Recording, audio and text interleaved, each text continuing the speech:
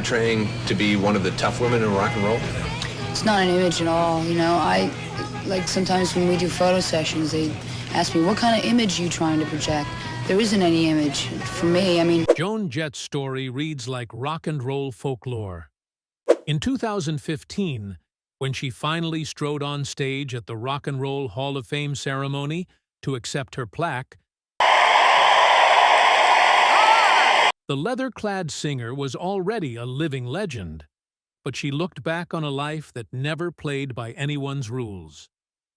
From the moment she first held an electric guitar as a teenager, Jett was determined to break all the molds the world tried to put her in. Born Joan Marie Larkin in 1958, she grew up a self-described tomboy who loved baseball as much as the Beatles. By age 8, her family had moved from Pennsylvania to Maryland, where young Joan discovered harder rock. Her first concerts were headbanging shows by Black Sabbath and the glam rock New York Dolls. Those early thrills, the flash of strobe lights, the roar of guitars, set her young heart on fire. When her father's job moved the family again to California just before her teens, she asked for a guitar for Christmas and got one a few days early. An old beat-up acoustic, she later recalled. When her music teacher tried to teach her folk songs like On Top of Old Smoky, Joan protested, "I want to learn rock and roll." The instructor was baffled and insisted girls don't play electric guitar, so she quit lessons altogether.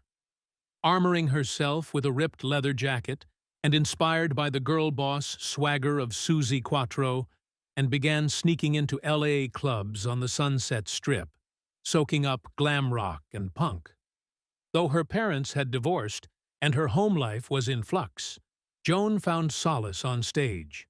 She believed, as her family had always told her, she could be anything I wanted to be. As she later said, before music, she had dreamed of being an astronaut or archaeologist. By 1975, 16-year-old Joan Jett was on a mission. She marched into the legendary Rodney Bingenheimer's English disco and buzzed up to manager Kim Fowley. "I'm Joan Jett. I play electric guitar. I want to start an all-girl rock band." Fowley, a wiry showman with a devilish grin, thought she was nuts, but after a quick audition, he agreed to manage the experiment.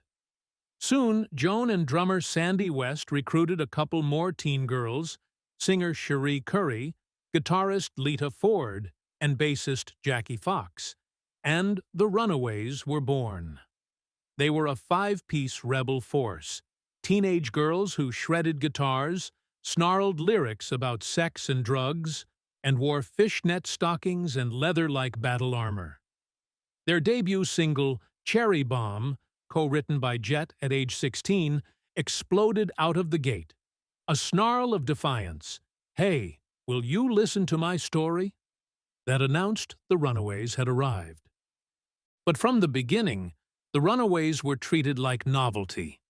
Even as they toured the world, igniting wild teen audiences in Japan and Europe, America's clubs and critics mostly sneered.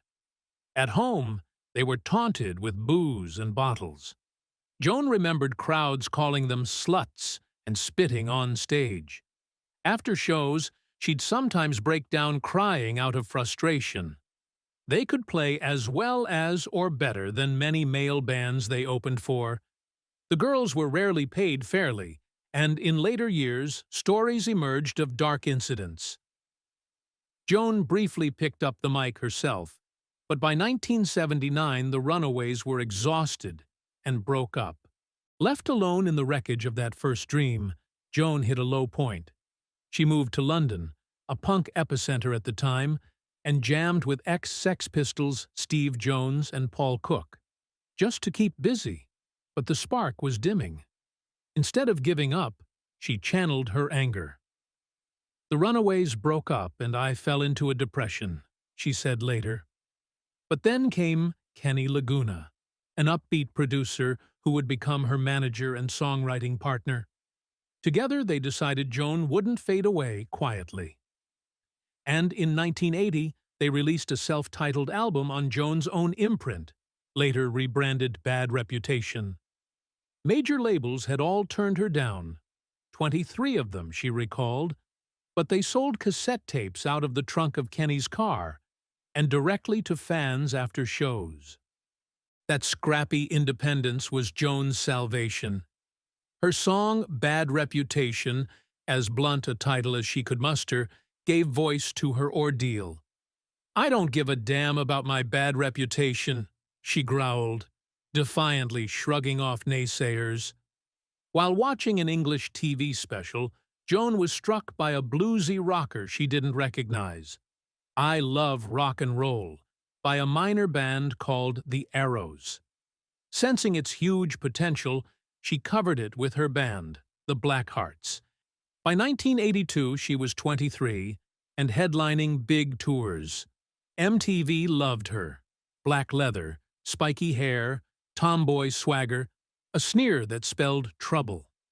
Album after album, she churned out hits that melded punk rawness and pop hooks. She insisted on a simple, loud guitar sound. Producing albums for other bands like The Germs and Bikini Kill, she preached the gospel of three-chord rock and roll, with big choruses and no frills. She refused to be polished into some sanitized pop idol. Her production philosophy was to capture exactly how her band sounded live. Gritty and real.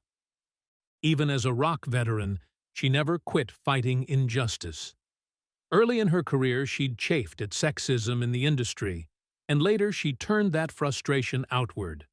Along with Laguna, she created the Blackheart Foundation to empower young women in music. She actively scouted and produced girl bands, from punk pioneers Bikini Kill to Latin-infused trio Girl in a Coma, using her label and clout to give them a stage. When critics from the feminist movement accused her band of being too flashy or sexual, Joan argued that rock's rebellious spirit had room for women's pleasure too. She pointed out that a teenage girl singing about coming of age and kissing other girls was no more controversial. She was quoted defending her band's sexuality as honest. "Part of what everybody is," she said, and resented being mocked by people who should have understood her ambitions. In fact, at one point, she noted wryly that her parents had always told her she could do anything, and yet now even women in the movement were telling her she couldn't do what she loved for reasons she didn't understand. Her stance was simple. She would not deny herself or hide her identity to satisfy anybody. She followed through on that creed with fierce determination. Outside of music, Jett quietly fought other battles. An animal lover with a soft side behind the leather jacket, she became an outspoken activist on behalf of animals. She drew analogies between the plight of female animals and the struggles of women, wearing her punk rock politics on her sleeve.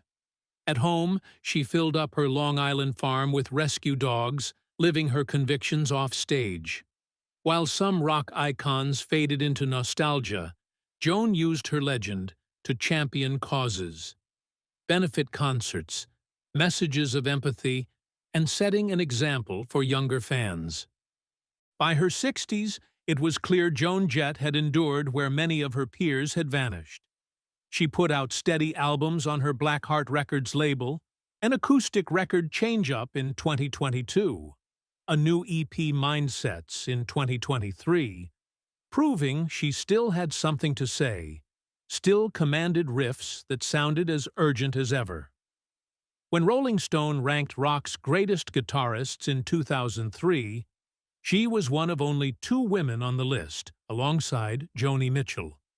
Fans still screamed for her, and younger stars from Foo Fighters to Miley Cyrus have cited her as an influence. In 2018, a feature documentary Bad Reputation premiered. Chronicling her rise from sullen teen rebel, she even had a cameo in the Cherie Currie-led Runaways biopic that year, a subtle nod to how far the story had come. The night of her Hall of Fame induction in 2015, Joan Jett walked to the stage in a flurry of flashbulbs. She thanked her band and various heroes, graciously shouting out the late Kurt Cobain's Nirvana, who had kept her memory alive in their early days. Her voice caught as she accepted what many fans felt was overdue recognition. Tears brimmed in her eyes, whether from pride, relief, or simply the power of the moment. And the crowd stood and cheered as the proud girl who screamed on "Cherry Bomb" finally got her flowers. Today, Joan Jett is still revered as a trailblazer. Her legacy isn't measured just in platinum singles, but in opening doors. She proved that a young woman could lead a punk band, smash stereotypes with a smashed guitar solo, and remain true to herself through decades of change. The world that once balked at her has since embraced her. She was voted one of People magazine's greatest rockers and remains a touchstone for anyone who's ever felt like an outsider. New generations discover her music on playlists and video games, and on tours she inspires countless girls in leather jackets in the front rows. Joan Jett's life was never easy or smooth. It was a rock life, full of noise and scars. As she herself once snarled on record, "I don't give a damn about my bad reputation." Through every slap in the face, every closed door, Joan Jett kept playing anyway, and showed the world just how loud one girl with a guitar could be. Thanks for watching this video. If you enjoyed it, make sure to leave a like and subscribe with notifications on to never miss a video.